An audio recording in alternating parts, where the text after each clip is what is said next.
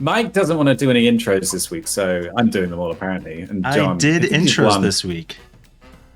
Yeah, you did an intro. It doesn't count. Ugh. It's especially, I don't know. He needs a hug.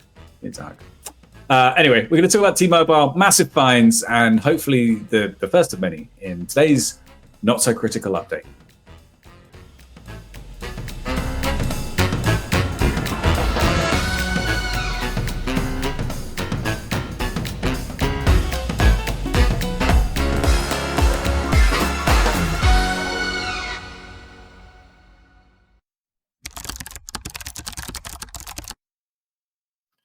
So you read this title and you say T-Mobile to pay $500 million for one of the largest data breaches in U.S. history. Wow, what a win, right? And it's even updated. What a win! $500 million. That's almost $500 million. That is crazy. That's a crazy amount of money. $350 million of that will go to customers and the lawyers. Not sure what the percentage split is there between the lawyers and the customers. Usually, I think lawyers take something like 10 to 20%. So I did some digging last night. And I figured out, because this is public information, that T-Mobile's total revenue for, I think it was 2021, was $80 billion.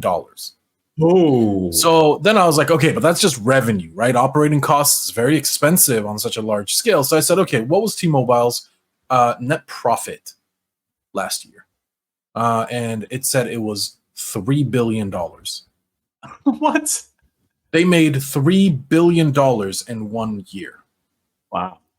So now, if we look at it from a revenue versus fine, it's like 0.5%. I bet the fine is part of their is counted as operating expenses as well. Right. So 0.5% of their yearly, this is every fucking year, and it only goes up. Did you say 3 billion? Because capitalism. 3 billion in profits. Oh, okay. In revenue, so everything they pulled in, $80 billion. So they're paying 0.5% of their total yearly revenue. They're already making $3 billion straight to the pockets of T-Mobile. They can spend that on bonuses. They can spend that on whatever they want. Or they can just hold on to it. What is that? 1/6? So, yeah. 1/6 of their yearly pocketed money. I don't know. I don't see it as such a big punishment. 2 months worth of right. 2 months worth of profit. But that's quite a lot. I mean, I would be bummed if I 2 months of my salary got nixed. But if the largest data breach in the history, yeah, if I'd done a murder, exactly, and I had to pay 2 months salary, then yeah. And of course, a murder isn't equivalent to personal data, but like, who knows what these leaks? How many people were affected? It was a lot. I must be in the article. Can we? Where's the article? Let's do it live. Breach. We've got to do every single episode. We've got to look up something live. Oh, I actually was looking at the original story that Peter and I did back in like October. Let's see. Right. It just says this one I found just says millions. Literally just all three of us Googling stuff, reading articles. Yeah. 100 million people had their data breach. Right. So if I did a murder on 100 million people, if I stole the identity of 100 million people and I had to pay 2 months' salary, I'd be fine with that. Yeah. Well, no, it's like if you, I guess the problem is that it's a lot of money. Sure, it is a lot of money. But we take 350, we take 20% of that, so that's 70 million less. So what is that? 280, right? And then you take 280 and you split that across 100 million people.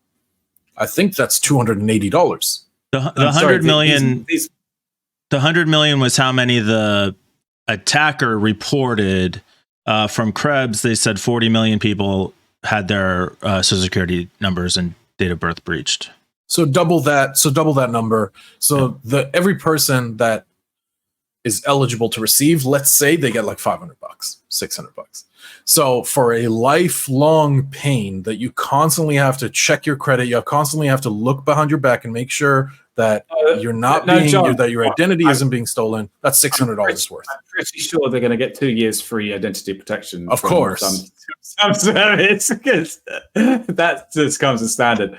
But after that 2 years, they'll have to start paying for that premium service. Yeah. And I suppose actually, if you were the victim of a data breach, then you're going to be much more likely to continue paying for that. But anyway, so thanks for the $600. And for making my life way harder. So here's the thing that nobody's going to get $600 from this. Nobody. I got a notification about a Cafe Press data breach recently from 2019, telling me that I was eligible for my $60 or something. Where it was. No, so the DSA, the European Union DSA, Digital Services Act, is going to hold publishers liable for up to 10% of their revenue. Global revenue as well. Technically, hypothetically, in a situation like this, T-Mobile could have had to pay more than double, nearly 3 times their actual profits in a single fine. And I think for 150 million people, that's they'd be up at the top end of that ceiling threshold, right? Yeah. So that's what we like to hear. I don't think T-Mobile services Europe. But any company that is in Europe, this is great news. So T-Mobile, I used to have a T-Mobile. Yeah, they're all over Europe. Okay. Yeah. They're the biggest company in Germany, I think. Oh, okay. So huge deal. But like, it's still, to me, I looked at it when I first saw the article and I linked it. The first thought was like, nice. Then when I thought about it a little bit and did a little bit more digging with the math I just showed you guys, like, it just feels like another slap on the wrist to these too big to fail conglomerates, and nothing's gonna fucking change. Okay, the good news, I completely agree with you, and we're gonna feel this way for several years to come. But the good news is that they are ramping up. These kind of fines are getting bigger and bigger. Yeah, they are, and at some point they're actually going to have an effect. But we can't jump straight to the $10 billion fine. Sure, they have to be the next one's going to be $1 billion or something like that. So hey, that feels very optimistic, Peter. What? I'm in an optimistic mood. I think the problem is this is still basically a slap on the wrist for them. And if these fines do get bigger, then the companies are going to start taking a different approach. Right now, it's worth it for them to just pay the fine and move on. But eventually, they're going to dig their heels in and find a real solution to this that doesn't have them paying these kinds of fines. One way or the other, these companies are going to make their money. Yeah, but that's what I'm saying. We should incentivize them to come up with decent solutions. Not just because it's the right thing to do, because it is, but that's never going to be enough. We have to threaten them with massive fines or personal liability to the CTOs or the CISOs. That I'm definitely on board with. Yeah, that would work.